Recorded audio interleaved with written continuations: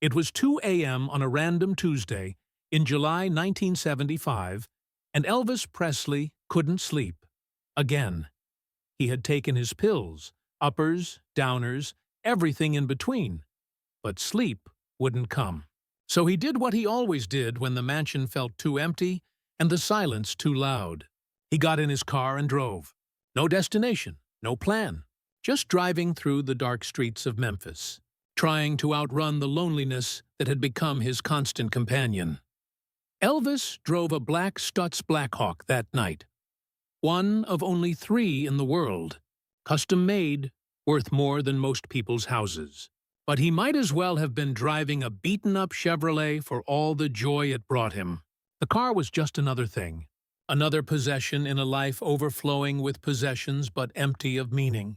He drove past Beale Street, where he'd once walked as a teenager, dreaming of making it big. He drove past Sun Studio, where Sam Phillips had recorded "That's All Right" and changed his life forever. He drove past the movie theater where he'd taken Priscilla on their first date. Every street in Memphis held a memory, and every memory felt like a ghost. The radio was off. Elvis couldn't stand music anymore unless he was the one performing it. Hearing other artists, especially the new ones, the young ones who were taking over the charts, made him feel obsolete, made him feel like the world was moving on without him. So he drove in silence, with only the hum of the engine and the whisper of tires on asphalt to keep him company. And he thought about everything. About Priscilla, who had left him 2 years earlier. About Lisa Marie, his daughter, who he barely saw anymore. About his mother, Gladys, who had been gone since 1958, but whose absence still ached like a fresh wound. About his career, which felt like a prison of his own making. About his body, which was betraying him more every day. But on this particular night, something happened that nobody, not even Elvis himself, could have predicted. He saw a house. A small, modest house in a working-class neighborhood. And in that moment, on impulse, without thinking, Elvis decided he was going to buy it. Not for himself, for the strangers who lived inside. This is the story of Elvis's most bizarre act of generosity. And the question nobody could answer. Was it kindness? Or was it something darker? By 1975, Elvis Presley had everything money could buy. Graceland, cars, jewelry, guns, horses, airplanes. He could walk into any store in Memphis and buy everything on the shelves without checking a price tag.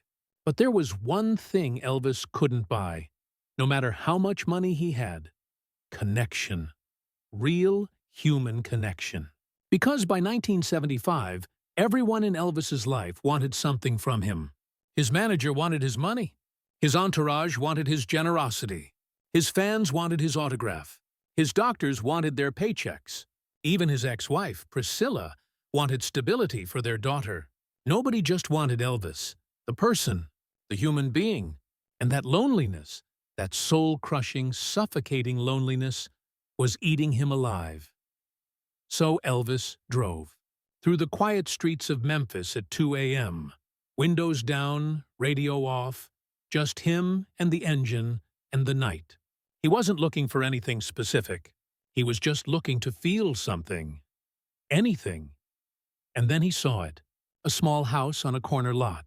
Nothing special. Just a typical American home. White siding, small front lawn.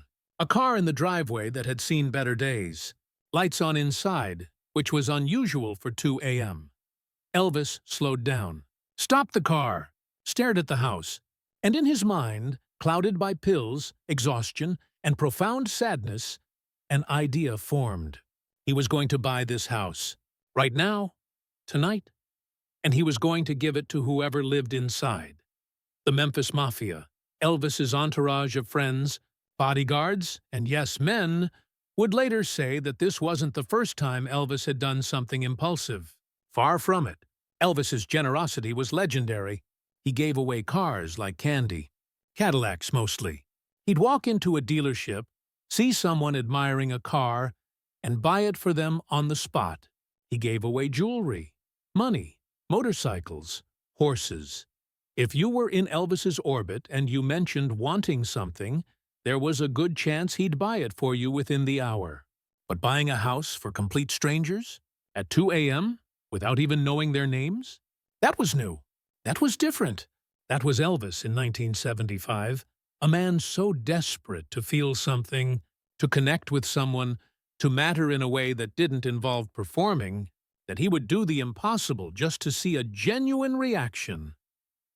Elvis got out of his car, walked up to the front door, and knocked. Inside the house, a family was awake.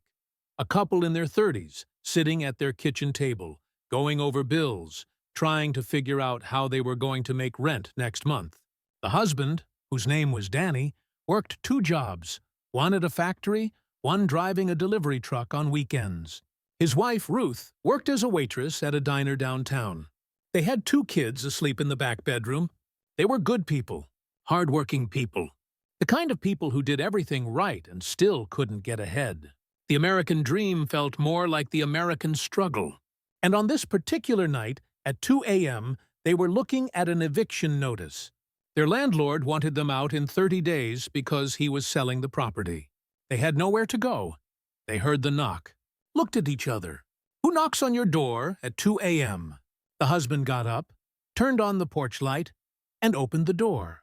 And there, standing on his front porch in the middle of the night, wearing a tracksuit and sunglasses, was Elvis Presley.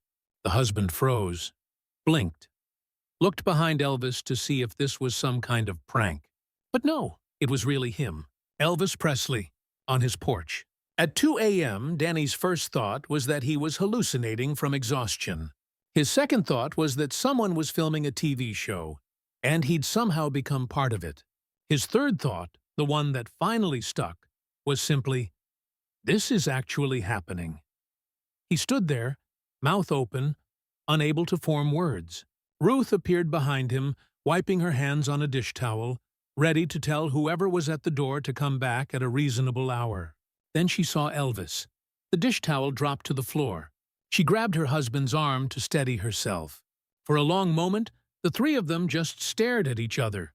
Elvis on the porch, the couple in the doorway, nobody quite believing the surreal reality of the situation. Elvis smiled, that famous smile, and said, "I'm sorry to bother you so late. My name is Elvis Presley. I was driving by and I saw your house. It's a beautiful house. How much would you want for it?" The husband stared. His wife appeared behind him, equally stunned. For a moment, nobody said anything. Then the wife laughed nervously and said, "Mr. Presley, this house isn't for sale." Elvis nodded, still smiling. "I understand. But everything's for sale if the price is right. How much do you owe on it?" The husband stammered, We don't own it. We're renting." Elvis's smile grew wider. "Even better. Who's your landlord? I'll buy it from him and give it to you. Free and clear."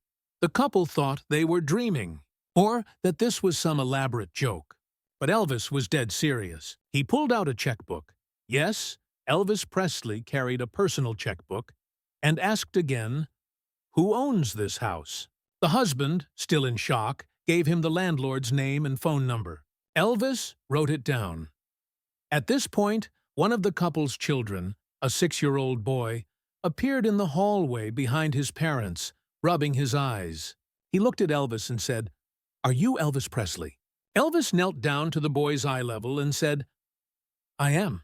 What's your name, son?" The boy said his name was Michael.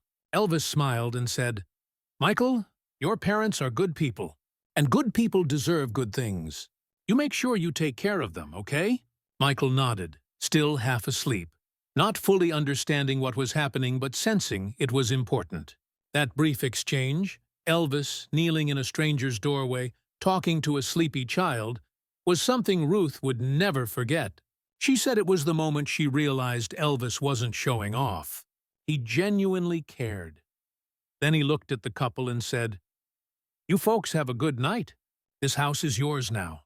I'll take care of everything." And just like that, he walked back to his car and drove away, leaving the couple standing in their doorway, wondering if they had just hallucinated the entire encounter. But Elvis wasn't done. The next morning, or rather, Later that same morning, because Elvis rarely slept, he called his lawyer and told him to contact the landlord. Elvis wanted to buy the house, cash, full price, no negotiation. The lawyer, used to Elvis's impulsive decisions, sighed and made the call. The landlord, understandably confused but not stupid, agreed immediately. Within 48 hours, the house was purchased. The deed was transferred to the couple who had been renting it. Elvis paid for everything: the house, the transfer fees, the property taxes for the year. He even paid off the couple's outstanding rent. Total cost? Approximately $40,000. A small fortune in 1975. For Elvis? Pocket change. When Colonel Tom Parker found out what Elvis had done, he was furious. Not because he cared about Elvis's financial well-being, though he pretended to, but because $40,000 was $40,000 that wasn't going through him. Parker called Elvis at Graceland the next afternoon and demanded to know what the hell he was thinking. Elvis, still groggy from his pills, said simply, "I felt like doing something nice." Parker exploded. "Nice? Elvis, you can't just buy houses for strangers. What happens when every person in Memphis shows up at your door with a sob story? What happens when this gets in the papers and people think you're losing your mind?" Elvis went quiet for a moment. Then he said, "Maybe I am losing my mind, Colonel, but at least I'm doing it on my own terms." And he hung up. Parker would later tell his associates that this was the moment he realized Elvis was beyond his control. The money machine was breaking down, and there was nothing Parker could do to fix it. And this is where everything gets complicated. Because when word got out, and word always got out when Elvis did something, people had questions. Was this a publicity stunt? Was Elvis trying to rehab his image? Was he drunk? High? Having a breakdown? The Memphis Mafia had their own theories. Some thought Elvis was trying to play God, to feel powerful by literally changing someone's life with a stroke of a pen.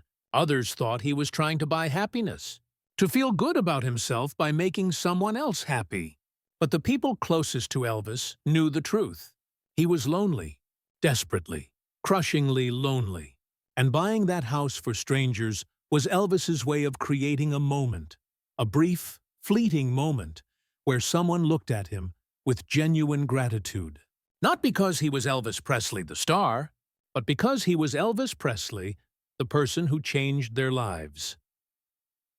Red West, one of Elvis's oldest friends, later said in an interview that the house incident broke his heart, because he saw what nobody else saw. When Elvis came back to Graceland that morning, Red asked him, "Why'd you do it, E?" And Elvis, still wearing his sunglasses even though the sun wasn't up yet, said quietly, "Because I wanted to see their faces. I wanted to see what it looks like when someone's life changes for the better. And I wanted to be the reason." Red asked, "Did it make you feel better?" Elvis took off his sunglasses. His eyes were red, tired, empty. And he said, "For about 5 minutes. Then I came back here, and it was quiet again." Wait a minute. Don't miss this detail. This wasn't an isolated incident. Elvis had been giving away money and gifts for years. But in 1975, his generosity took on a manic, almost desperate quality. It wasn't just about being kind. It was about filling a void that had been growing since his divorce from Priscilla in 1973. Since his mother's death in 1958, really. Elvis had been searching for connection his entire life, and the more famous he became, the harder it was to find. So he gave, and gave, and gave, hoping that if he gave enough, someone would see past the fame, past the money, past the legend, and just see him, but it never worked. Because you can't buy genuine connection. You can only create the illusion of it. The couple whose house Elvis bought tried to thank him. They sent letters to Graceland. They tried to call, but Elvis never responded. Not because he didn't care, but because responding would mean admitting that the gesture hadn't filled the void the way he hoped it would. The magic had worn off. The high of generosity had faded. And Elvis was back where he started, alone in a mansion, surrounded by people who wanted something. Haunted by the ghost of the connection he craved but could never find, Joe Esposito, Elvis's road manager and close friend, said years later that Elvis's generosity was both beautiful and tragic. Beautiful because it came from a genuine place. Elvis wasn't trying to show off. He genuinely wanted to help people. But tragic because it was also a symptom of something broken inside him. Elvis didn't know how to connect with people normally. He didn't know how to have a conversation without the weight of his fame crushing every interaction. So he used money. He used grand gestures. He used shock and awe. Because in that moment, that brief, shining moment when someone's eyes went wide and they realized Elvis Presley had just changed their life, Elvis felt seen, felt valued, felt human. But the moment always passed, and the void always returned. You won't believe this, but the house wasn't the only thing Elvis bought for strangers that year. In 1975 alone, Elvis gave away an estimated $500,000 in random acts of generosity. He bought cars for waitresses. He paid medical bills for fans. He donated money to charities without asking for recognition. He once walked into a jewelry store, saw a couple looking at wedding rings, and bought them the most expensive rings in the store. The jeweler asked if he wanted to leave his name. Elvis said no. He just wanted them to be happy. And then he left. That was Elvis. Desperate to make people happy. Desperate to matter. Desperate to feel like his life had purpose beyond performing the same songs for the same crowds night after night. But the deeper tragedy is this. Elvis's generosity enabled the people around him to take advantage of him. The Memphis Mafia knew that if they mentioned wanting something, anything, Elvis would buy it. So they did. They asked for cars, houses, loans that were never repaid, salaries that kept increasing. And Elvis said yes to everything. Because saying yes meant people stayed. And people staying meant he wasn't alone. Even if the relationships were transactional. Even if people were using him, anything was better than the silence. Anything was better than being alone with his thoughts. Priscilla Presley later said in interviews that Elvis's generosity was one of the things she loved about him. But it was also one of the things that scared her. Because it wasn't sustainable. Elvis was spending money faster than he could make it. And Colonel Parker, his manager, wasn't helping. Parker encouraged Elvis's spending because it kept Elvis dependent. If Elvis ran out of money, he'd have to keep touring. Keep performing. Keep making Parker rich. It was a vicious cycle. And Elvis was trapped in the middle of it, giving away everything he had in a desperate attempt to feel something real. But you haven't seen the biggest surprise yet. The couple whose house Elvis bought eventually moved. They sold the house a few years later and used the money to start over somewhere else. They gave a single interview in 1980, 3 years after Elvis died, and they were asked what they remembered most about that night. Danny said he remembered thinking it couldn't be real. At any moment, someone would yell, "Cut," and the cameras would stop rolling. But Ruth had a different memory. She said she remembered Elvis's eyes. Even behind the sunglasses, even in the dim porch light, she could see them. And what she saw wasn't the confident superstar from the movies and TV specials. What she saw was sadness. Deep, aching sadness. She said, "When he left that night, I turned to Danny and said, 'That man needs help.' And Danny thought I was crazy. He said, 'Are you kidding? He just bought us a house. He's Elvis Presley. What could he possibly need?' But I knew. You can see it in someone's eyes when they're drowning, and Elvis was drowning." The wife said something that stunned the interviewer. She said, "He looked so sad." I remember thinking, this is Elvis Presley, the most famous man in the world, and he looks like the loneliest person I've ever seen. I wanted to invite him in, to offer him coffee, to talk to him like a person, but he left before I could. And I've always wondered if that's what he really wanted, not to give us a house, but to be invited in. That quote haunted people, because it revealed the truth that Elvis's fans didn't want to acknowledge.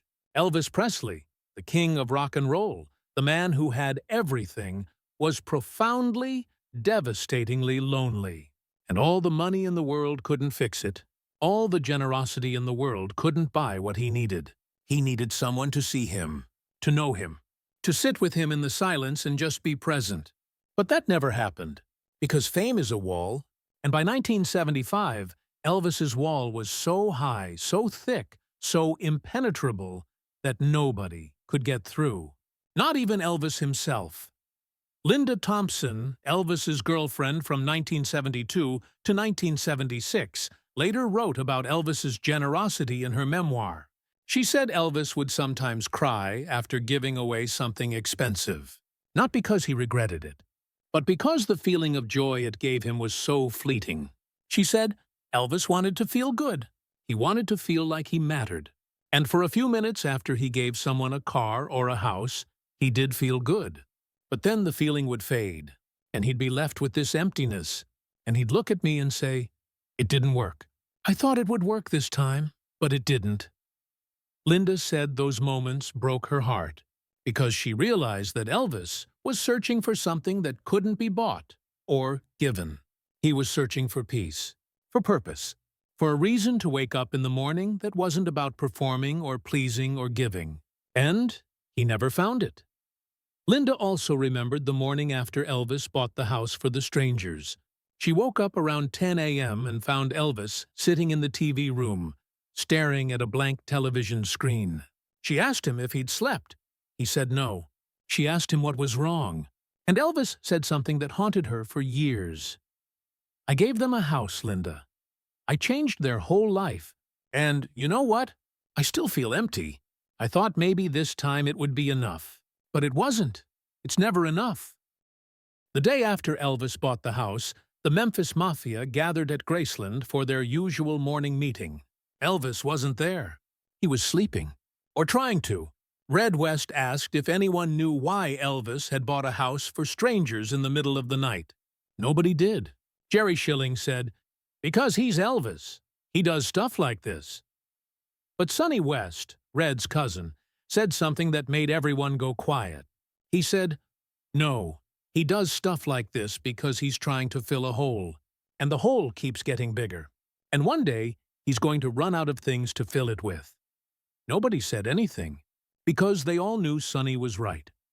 What you're seeing now is nothing compared to this, because the story of Elvis buying the stranger's house became legendary in Memphis. People started camping out on the streets, hoping Elvis would drive by and change their lives too. Some people even staged elaborate setups, standing outside nice houses, pretending to be down on their luck, hoping Elvis would notice. But Elvis never did it again, not in that way, because the magic was gone. The moment he had been chasing, the moment of pure, unfiltered gratitude and connection, couldn't be replicated. It was lightning in a bottle, and once the bottle was empty, Elvis didn't know what to do, so he retreated. Back to Graceland, back to his pills, back to his stage, back to the routine that was slowly killing him. By 1977, 2 years after buying the house, Elvis was a shell of himself. Overweight, exhausted, addicted, isolated. The generosity that had once been spontaneous and joyful had become mechanical. People would ask him for things, and he'd say yes without even listening. It wasn't about connection anymore. It was about obligation, about maintaining the image of generous Elvis. But inside, Elvis was drowning, and nobody knew how to save him. Or maybe they did, but they didn't try. Because saving Elvis would mean confronting him, challenging him, saying no to him. And nobody in Elvis's orbit was willing to do that. Because the moment they did, they knew they'd be out. And being out meant losing access to the money, the lifestyle, the fame by association. So everyone stayed, and everyone watched, and everyone waited for the inevitable. When Elvis died on August 16, 1977, the couple whose house he had bought sent flowers to his funeral. The card read, "Thank you for seeing us. We wish we could have seen you, too." It was a simple message, but it said everything, because that's what Elvis had been searching for his entire life. To be seen, not as Elvis Presley, the superstar, but as Elvis the person, the man who was scared and lonely and desperate for something real. But fame doesn't allow that. Fame is a mask, and Elvis wore his mask for so long that he forgot what his real face looked like. And by the time he tried to take it off, it was too late. The mask had become the face. The story of Elvis buying the stranger's house is often told as a heartwarming tale of celebrity generosity. A feel-good story about a superstar with a big heart. And yes, it was generous. It was kind. It was life-changing for the family who received the house. But it was also a cry for help, a desperate attempt by a man who had everything to find the one thing that mattered: connection, purpose, meaning. And the tragedy is that he never found it. Not in the houses he bought, not in the cars he gave away, not in the checks he wrote. Because those things were band-aids on a wound that required surgery. And nobody, not his friends, not his family, not his doctors, was willing to perform that surgery. So the wound festered and grew, and eventually it consumed him. So the next time you hear the story of Elvis buying a house for strangers, remember this. It wasn't just a random act of kindness. It was a window into the soul of a man who was drowning in loneliness and grasping at anything that might keep him afloat. And for one brief, shining moment at 2 a.m. on a random Tuesday in July 1975, Elvis Presley felt like he mattered. Not because he was famous, but because he made someone's life better. And that feeling, that fleeting, beautiful, heartbreaking feeling, was the closest Elvis ever got to happiness in his final years. And it lasted about 5 minutes. Then he went home, and the silence returned. Tell us in the comments, have you ever faced a moment where you had to prove yourself or lose everything? What's the hardest comeback you've ever made? Do you think the pressure of fame is worth the glory? Let us know what city you're watching from today. Subscribe to our channel for more untold stories of Elvis Presley, the moments that tested him, and the performances that defined him. Hit the bell to never miss a story that matters.